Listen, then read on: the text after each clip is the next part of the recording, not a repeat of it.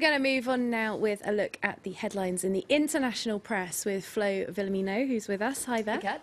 And we're going to start off with what's been our top story in business as well, the historic drop in the euro amidst the political vacuum in Greece. Absolutely. It's front page news in lots of papers. It's on the front page of the Wall Street Journal today, which says that the EU is showing new signs of weakness. You can see this headline here. It's focusing on the fact that France and Germany have been raising pressure on Greek politicians ahead of those general elections later this month. And so you can see here it's talking about the return of brinkmanship. The euro drowning there, The euro drowning there, that sinking feeling, very dramatic.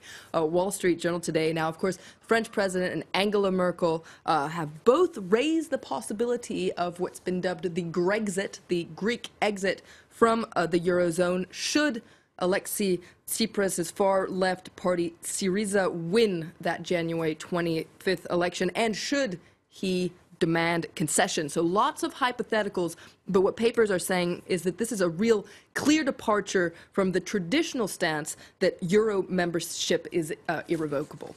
All right, let's move on to another story that's in our news bulletin, those rallies in Germany for and against Islam. Is Germany becoming Islamized? That's what some of these people are saying. Very interesting to see what the newspapers in Germany make of it. Absolutely. Let's start with Die Welt, which has this headline: Berlin, Cologne, and Dresden punish Pegida with darkness. Now, Pegida is this organization, the Patriotic Europeans Against the Islamization of the West, that's been staging these weekly protests since October. And yesterday, a record 18,000 people participated in one rally in Dresden. Now, the photo that you can see in Die Welt was actually taken in Cologne, where authorities switched off the lights of the world-famous cathedral there in protest against this extremist group. There have been other counter-protests across the country. Now, Frankfurter Allgemeine Zeitung, another paper, applauds this move. It says, lights out, spot on, particularly applauds the two major Christian churches in Germany, so the Protestant and Catholic Church, for showing the world that they want nothing to do with Pegida. The church shows edge. That's what this article says. But it's not enough, according to the article. The church and politicians really need to find a way to address the fears that are pushing people to join these anti-Islam marches, particularly fears of alienation and resentment over immigration policy that's seen as being too liberal. Exactly, certainly very large numbers of people joining some of those rallies, particularly Dresden.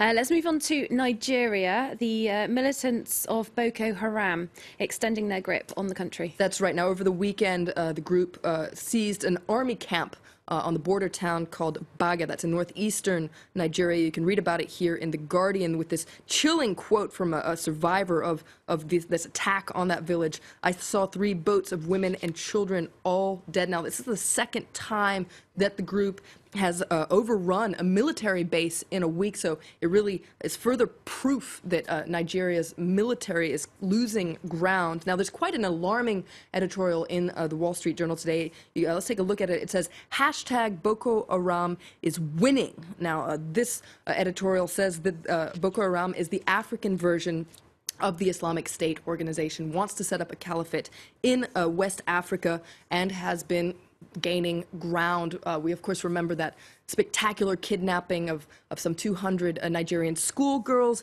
which led to that hashtag campaign, Bring Our Girls Back. Well, the Wall Street Journal says that Twitter campaign made Westerners feel good, but hasn't scared Boko Haram. The radical Islam has had its best years since 2001, according to the Wall Street Journal. 2015 should be the year the U.S. leads a global counterattack. Wow, very strong words there. Thanks very much for that look through the international papers. Flo Villamino there with us.